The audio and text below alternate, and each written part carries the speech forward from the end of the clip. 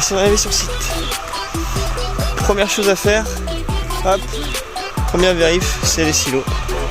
Bon, j'ai un écran de contrôle à l'extérieur, donc je peux savoir combien il me reste par silo. Chaque silo en fait a ses propres pesants. Je sais pas si vous voyez bien, hop, au niveau des pieds, ouais. À chaque fois, 4 pieds, donc 4 pesants par silo. Et j'ai la pesée en dynamique, donc je sais exactement combien il me reste dans chacun des silos. Donc ça c'est quand même important. Combien ils mangent, combien ils boivent. Et ça c'est des données assez importantes. On passe la porte.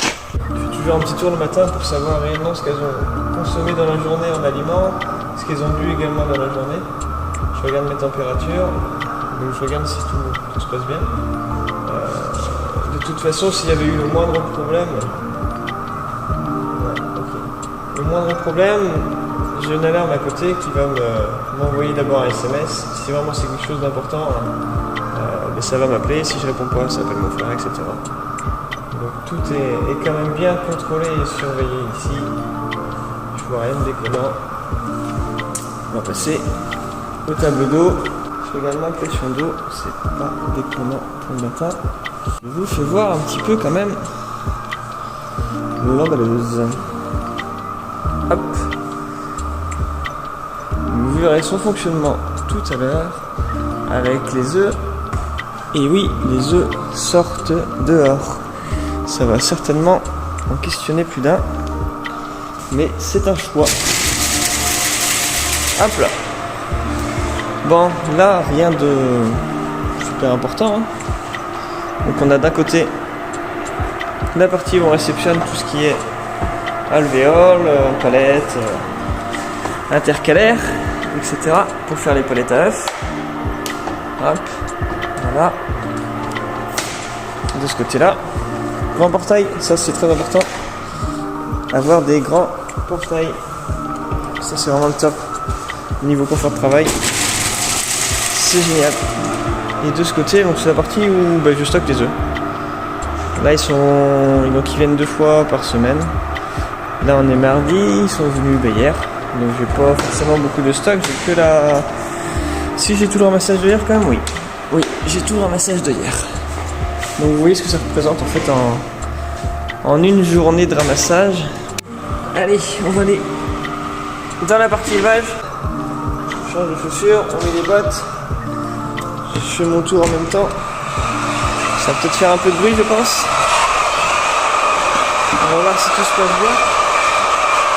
Je prends ma petite raclette pour ramasser ma ponte au sol. Ça c'est important. Non, j'ai pas une grosse ponte au sol. Au sol, j'ai une centaine d'œufs. Une centaine d'œufs au sol. À peu près, ça peut passer tout le temps. Donc je suis quand même assez content. Honnêtement, ça se passe plutôt bien. Un bon lot homogène. Là, ça fait 1 mois et demi maintenant qu'elles sont arrivées. 1 mois et demi qu'elles sont là. Donc elles commencent à être rodées. En taux de compte, je tourne faut pas dire 100%, entre 97 et 100%. Donc c'est très régulier. Malgré les grosses chaleurs qu'on a eues, ça n'a pas énormément bougé, ça reste stable. Donc c'est plutôt bien. Oh boy.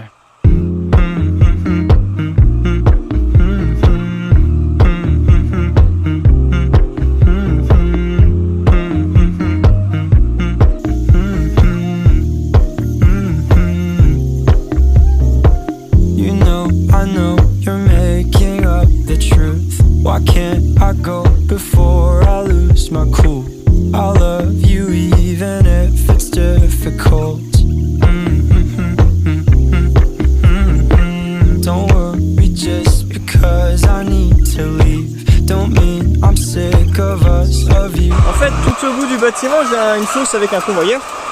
Donc quand je viendrai nettoyer mon bâtiment pendant le vide sanitaire, j'ouvre toutes mes portes, je pousse tout jusqu'au bout, ça tombe dans le convoyeur et ça va directement dans la fumière. Et là, vous voyez en dessous les caillebotis là, il y a de la fiente forcément. J'ai des tapis blancs. En fait, j'ai des tapis ici et puis à l'étage au-dessus. Hop, voilà, mais là, qui vont me ramener la fiente qui tombe. Je le fais à peu près 2-3 fois par semaine. Donc la fiente là, par contre, elle est séchée sur les tapis. Elle est séchée dessus. Il y a une espèce de gouttière ou drain, vous voyez, blanc en plein milieu là. J'ai 2 grosses turbines qui récupèrent l'air chaud de l'intérieur du bâtiment pour venir souffler au niveau des tapis pour sécher mes fientes. Et ensuite, 2-3 fois par semaine, je fais tourner mes tapis, ça tombe dans mon convoyeur pareil, et c'est stocké directement dans la fumière. Je peux voir le tas de fientes qu'il y a dans la fumière. En 1 mois et demi, il y a un beau tas. I guess you were just so misunderstood. You know I'm never truly gone for good. If I could look inside your brain, you know I would. You know I would. I'm not angry anymore, just a little bit let down. I'm not angry anymore, just a little upset now. Cause I wanna be better than I was before, but I can't do it if you don't. But you're not angry anymore, just a little bit let down.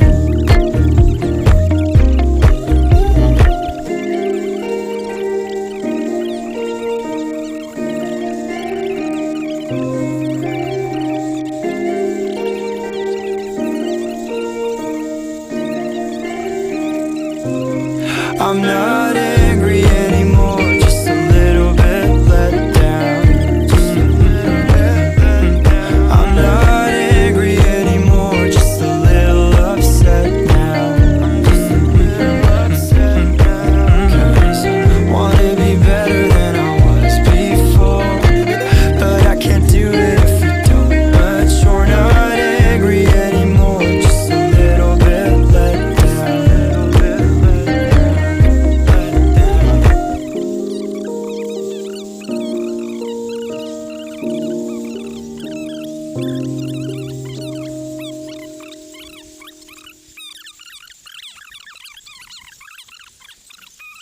On va les vider. On va défianter ce matin. Ouais. On va défianter ce matin. Donc on va aller mettre ça en route. Hop là. Je vais vous montrer la partie défiantage. Et puis je vais vous faire voir la fumière, du coup le convoyeur qui vient. Là vous voyez les turbines. Hop là. Il y en a une là, une autre au-dessus, une toute seule au milieu, et puis 2 autres là-bas. Et ça va bien m'aider pour le défiantage. Bon, ça m'aide aussi en période de forte chaleur, mais pour le défiantage, ça va bien m'aider. Alors, ça fait un petit peu de bruit. Elles vont s'affoler 2-3 secondes. Tac, j'allume. Voilà, ça se calme hein, dès qu'on commence à faire un peu de bruit. J'allume le convoyeur. Donc en dessous, vous voyez, hop là. Et ensuite les tapis qui arrivent là en bout. Donc j'ai un tapis ici et un tapis au-dessus. Hop, on va mettre tout ça en route. Mais avant, je vais allumer les turbines parce que ça va faire un peu de poussière comme les fientes sont sèches. Vous voyez, hein, bon, c'est de la poussière. Hein. Donc on va allumer les turbines. Alors, si je me trompe pas, je vais pas toutes les allumer, ça sert à rien. On va allumer celle-là, celle-là là-bas, et je crois que l'autre... Non, c'est pas celle-là. Ouais, celle-là. Et après, je vais mettre en marche mes tapis. Ça, la poussière, vous voyez, hop, elle est aspirée directement à l'extérieur, elle reste pas dans le bâtiment. Donc c'est agréable pour elle, mais c'est aussi agréable pour moi. Je regarde juste le décalage de mes tapis. Parce que de temps en temps, de temps en temps, ils ont tendance à se décaler un petit peu, donc il faut surveiller ça. Mais là, je vois que c'est bon, donc je vais les mettre en route. Hop là, allez, tapis 1, tac, c'est parti. Ouais,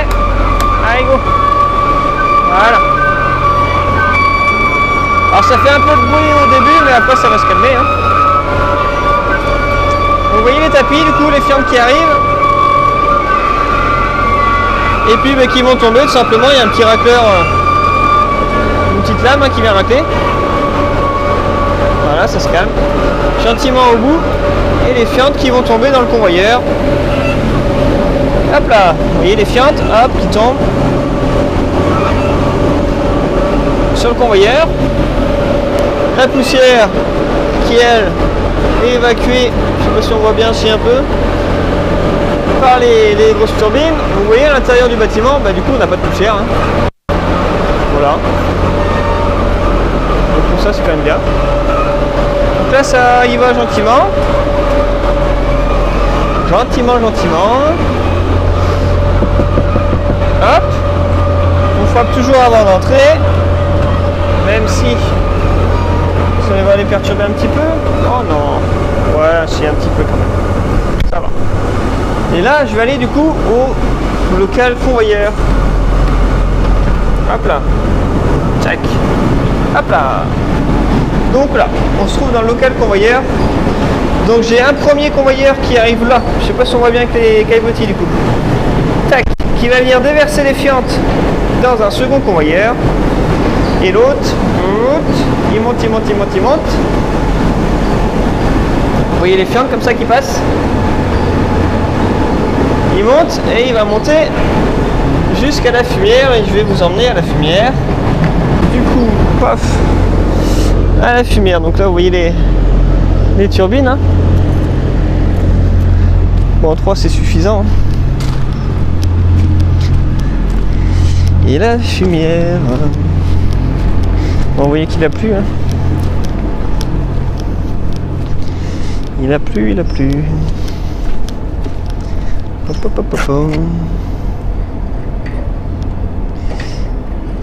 Et du coup, la fumière qui se remplit petit à petit. Ah, forcément, ça fait de la poussière. Je sais pas si on voit bien. On va se mettre par là, il y a moins de poussière. Ouais. Un peu moins de poussière, on va dire. Donc, vous voyez, ça fait un beau tas quand même. Hein. Et ça vient tout doucement. Pas tout doucement. Vous voyez, hein, ça reste sec. Hein. Faut que je la fasse analyser. Je veux savoir combien qu'il y a en matière azotée. Hein. De toute façon, il faut que je la fasse analyser. Je veux savoir l'humidité, etc. Et puis la teneur en azote, potasse et phosphore.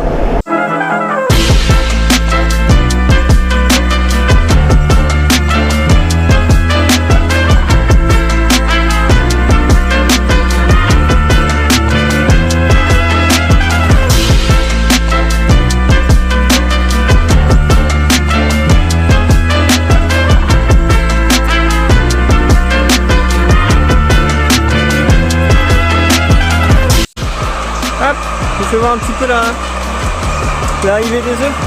Donc là on arrive au bout. Donc vous voyez en fait tout au fond on a la partie sale entre guillemets avec les fientes qui sont évacuées au convoyeur. Et en cas chaque fois, hein, donc il y a 3 fois la même chose, hein, forcément je vais mettre en enlever. On a la partie centrale avec la bande à œufs et puis la sortie des œufs au niveau des ponts noirs. Donc à cette fois, vous voyez ici, hein, j'ai une petite caméra avec l'écran à l'intérieur, ça me permet de contrôler justement la sortie des œufs. Donc elle monte sur le petit tapis là, et elle monte, hop là, tout en haut dans mon convoyeur principal. Et là on retrouve la goulotte ici avec ma ponte ornie en haut de la volière. Et là ma ponte ornie de la partie basse, avec l'ascenseur lui, qui va ramener des œufs en haut. Tenez, je vais essayer de vous simuler ça avec des œufs, ce sera plus parlant. Hop là, tac. Les œufs ils arrivent, la ponte ornie, hop, ils viennent dans l'ascenseur. Bon ben là si ça s'arrête, ça va pas vous parler. Voilà. Hop, donc il va venir tout en haut et l'ascenseur va venir là vider, aller déposer sur le convoyeur principal qui lui va ramener tous les œufs dans le sas.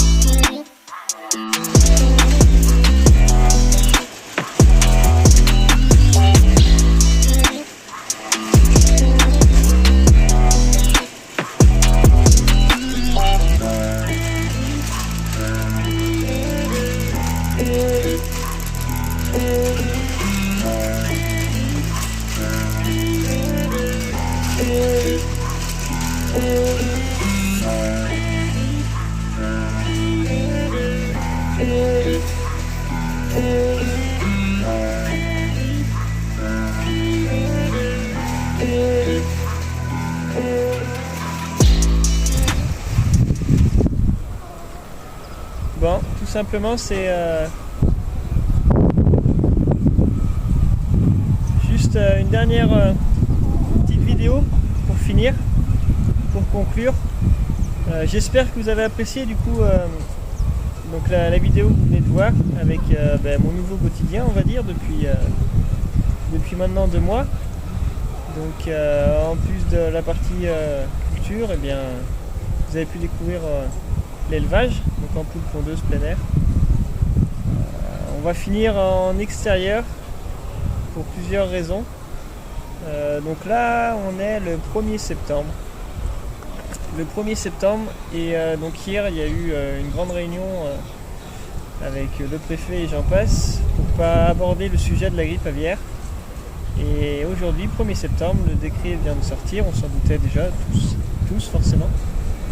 Donc toutes les volailles doivent être confinées. Donc que ce soit pour des professionnels, détention de volailles pour professionnels ou particuliers, les gens qui ont des 2-3 poules chez eux dans leur jardin, eh bien c'est exactement la même chose. Le décret s'applique à tout le monde. Pour la Vendée, je parle bien pour la Vendée pour l'instant. Je ne sais pas si ça touche les départements limitrophes, il ne me semble pas pour l'instant.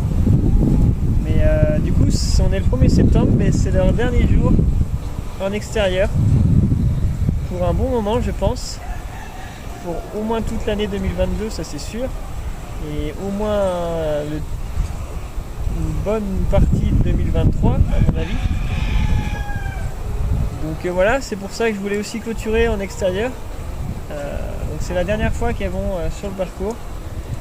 On a, pour ce bâtiment, on a un parcours de 12 hectares, donc 120 000 m², ça va peut-être vous parler plus comme ça, je sais pas. Ça représente à peu près 15 terrains de foot, donc c'est quand même grand, très grand. On a fait le pari, je pense que c'est pas si mal que ça au final, de planter, donc il y a un peu plus de 1300 arbres qui vont être plantés sur ce parcours. Il y a 4 hectares et demi qui va être exclusivement en châtaignier, mais châtaignier pour de la châtaigne, pas pour le bois. Je pense que c'est pas si mal, vu la conjoncture, vu les années qui se répètent pour l'instant. Pouvoir valoriser le parcours avec une production. Je pense qu'on a fait un choix qui est pas si mal que ça, on va se mais tout ça pour dire qu'on fait le pari sur du plein air, sur du bien-être animal. On essaye de faire au mieux. Il y a tout le temps des choses qui se rajoutent, ça c'est le jeu aussi. On veut tout le temps du bien-être animal en permanence. En tant qu'éleveur, on fait toujours notre maximum pour que ce soit au mieux pour nos animaux, forcément. On est tous pareils. Du bien-être animal, on pourra en parler, juste pour un bâtiment comme ça. C'est plein de petites choses qui ne se voient pas comme ça forcément, mais moi je les ai vues sur la facture en tout cas. Par exemple, eh bien, tout ce qui va être perchoir à l'intérieur, c'est pas des tubes ronds, c'est des tubes légèrement ovales. Donc ça s'adapte au mieux à la forme de la patte de la poule. Il y a plein de choses, et tous les éleveurs qu'on est, on fait plein de choses au quotidien pour le bien-être animal, mais c'est des petites choses qui ne se voient pas forcément aux yeux du grand public, on va dire. Mais voilà, il faut savoir qu'on a toujours fait, on fait toujours notre maximum pour nos animaux, quoi qu'il arrive. Et donc là, l'idée de mettre un parcours à disposition, ça fait partie du bien-être animal et c'est, je pense, ce qui se voit le plus, qui est le plus parlant. Parce que 12 hectares, mine de rien, ça paraît quoi. Ça paraît plus que des perchoirs à l'intérieur. C'est ce qui est le plus frais. Donc voilà, maintenant pour elle, j'espère qu'on pourra vite sortir de cette crise, entre guillemets, de cette grippe aviaire. La Vendée, on a été énormément touché, pour pas dire si, complètement touché en fait. 100% des élevages, mais 98 ou 97%, je sais même plus, ont été touchés par la grippe aviaire. La chance que j'ai eue, entre guillemets, c'est que mon bâtiment était en construction à l'époque quand ça allait pas bien. Je me suis retrouvé le bâtiment terminé juste au moment où on commençait à parler de mise en place. Donc c'est comme ça que j'ai pu avoir un lot tout de suite, on va dire. Donc je suis pas resté vide, donc ça c'est vraiment top pour ça. Et bon, aujourd'hui, se dire qu'on va devoir les renfermer, les laisser dans le bâtiment, ça fait mal, ouais, ça fait mal. Donc encore une fois, après, par rapport aussi au bien-être animal, toujours, hein. Le bâtiment, on avait fait le pari et misé sur 2 jardins d'hiver. Il n'y a rien d'obligatoire, hein. C'est pas du tout rentré dans le cahier des charges de plein air. C'est quelque chose qu'on voulait absolument rajouter en plus. L'avantage, c'est que elles pourront pas sortir dehors, mais elles auront 50% de la surface en plus grâce au préau, on va dire. Enfin, ça s'appelle jardin d'hiver. Grâce au préau que vous avez vu dans la vidéo sur les extérieurs, là, avant qu'elles sortent dehors, justement, elles ont ces préaux accessibles en permanence. Donc elles auront accès à ça, hein, quoi qu'il arrive, ça c'est clair et net. Heureusement qu'elles ont accès à ça quand même, ça rajoute de la surface en plus pour elles et du confort pour pallier, parce qu'une poule, si on la laisse renfermer dans le bâtiment, hein, avec toutes ses congénères, et bien ce qui peut se passer, c'est que c'est comme nous, êtres humains, hein, si on reste renfermé dans un bâtiment, on va commencer à paniquer entre guillemets, et elles vont avoir tendance à se piquer. On parle de piquage, c'est-à-dire qu'elles vont venir tout simplement se piquer, s'arracher les plumes, parce qu'il y a des comportements qui vont devenir agressifs, tout simplement, parce qu'elles ne supporteront pas d'être enfermées. Donc pour pallier à toutes ces petites choses-là, et je parle même pas du stress de l'animal, hein, parce que forcément on rajoute un stress en plus, et pour les pondeuses, c'est compliqué, forcément. Parce qu'au niveau de la ponte, ça va forcément se ressentir aussi. Donc ça, c'est le plus embêtant. Donc pour essayer de contrer tout ça, on essaye de faire ce qu'on peut. Donc jardin d'hiver, après on va essayer de rajouter des choses pour les occuper. Donc ça peut être des bidons, des jouets, des choses toutes bêtes, mais pour les occuper, pour leur faire passer le temps entre guillemets et qu'elles pensent à autre chose. Donc on va entamer une période vraiment pas simple, vraiment compliquée. Je parle même pas de tous les éleveurs qui ont été touchés par la grippe aviaire, c'est bien pire que juste de devoir les confiner, hein, voir tous ces animaux morts, voilà, il n'y a rien de pire que ça, et de ne pas pouvoir en remettre en place ensuite derrière. Donc je pense à tous les éleveurs qui ont été touchés, qui sont toujours vides actuellement. Voilà, faut aller de l'avant comme on dit, hein. Faut y croire. Et en tout cas, nous on croit à notre métier quand même. Heureusement, sinon on ne serait pas là. Donc il n'y a pas de raison. Il n'y a pas de raison pour que ça se passe mal. On a toujours tout fait et on fera tout pour que ça se passe au mieux. Et puis voilà, de toute façon il faudra bien toujours manger. Donc on continue à faire notre métier quand même avec passion, en essayant de faire ce qu'on peut pour que ça se passe au mieux, parce que au niveau soutien, que ce soit les élus ou même, je veux parler de nos coopératives, mais bon, tant qu'on n'a pas vécu réellement notre quotidien, on ne peut pas réellement parler de ce que nous on ressent en tant qu'éleveur en tout cas. Donc il n'y a que entre éleveurs qu'on arrive à vraiment se comprendre, et on vit les choses comme tout le monde, hein, c'est surtout ça. Donc là voilà, vous voyez, donc les poules sortent quand même pas si mal que ça.